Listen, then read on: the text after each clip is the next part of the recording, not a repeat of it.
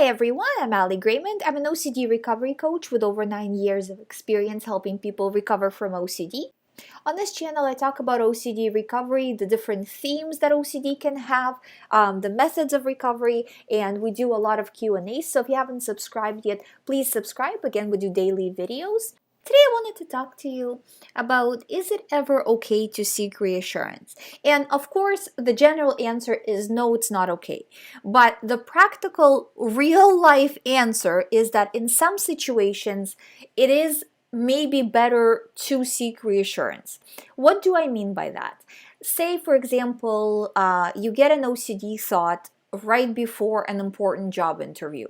You have two options. You can either delay it until after the job interview, which means you're going to be glassy-eyed throughout that interview and probably not going to get the job because you're probably not going to hear what the interviewer is saying.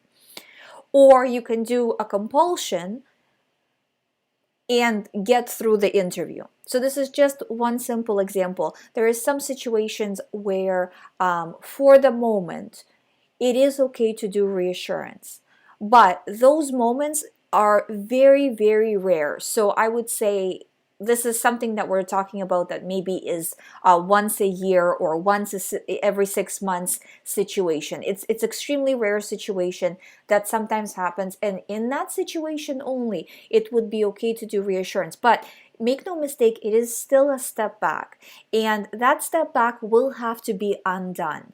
So what I suggest that if you are in that situation, expect that after the interview, you probably will get a lot more thoughts, because when you do a compulsion, you do react with fear. So you will get through the interview or whatever the situation may be for you. But afterwards, it will come with a vengeance, because now you're reacting. The brain sees that you're reacting and now sending you even more thoughts, right? So you have to be focused that, okay, I did give in, now I have to undo this. But sometimes, depending on the importance of the situation, sometimes the situation warrants it. So you have to look at it that way. But everything beyond this type of an emergency, right? Another good example is I have clients who are about to give birth. Well, if you're going to be giving birth in the next hour and right before you got some sort of an OCD thought, or if you're going to be helping your partner give birth and you got an OCD thought, I would suggest doing a compulsion would be a good idea, just to get you through this very emergency type of situation, very situation where you have to have high attention level. You can't be unfocused. You can't be thinking of other things, So, but at the same time, the other side of this coin is that every other time where, yes, your stress might be high, you might have a lot to do, you might be a very busy person, none of those are actually excuses for you to do compulsions. Because every time you do a compulsion, whether it's mental compulsion, such as just analyzing, rumination, asking, Googling, or physically doing something, so physically doing a compulsion, every time you do this, it sets you back.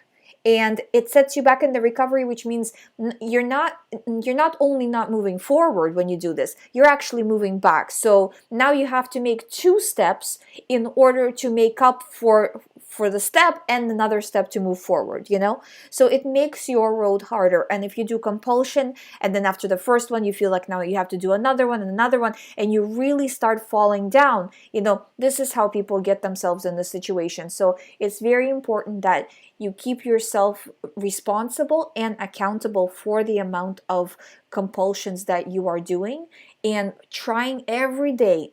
I get how hard it is. It is really, really hard. It is much easier to do a compulsion.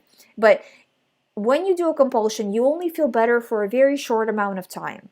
And after that, it will come up with another way, another angle, or another story, or another thought, or maybe it's the same thought, but the detail has changed, or the view of it is slightly shifted,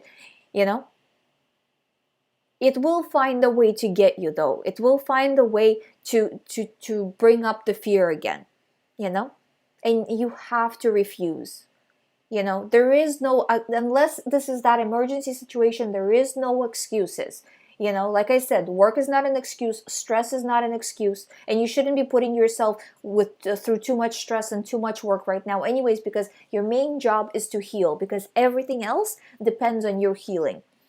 You know, if you don't feel good, as you know, you don't need to you don't need to listen to me telling you this, that everything else falls apart. Jobs, families, whatever, you name it, you know? So your main job is to heal, and to heal, you have to refuse doing compulsions, whether mental or physical. I hope you find my videos helpful. If you haven't subscribed yet, please subscribe. If you would like to do the recovery program, all the information is on youhaveocd.com. You can sign up from there. Thank you so much for watching. I'll see you tomorrow.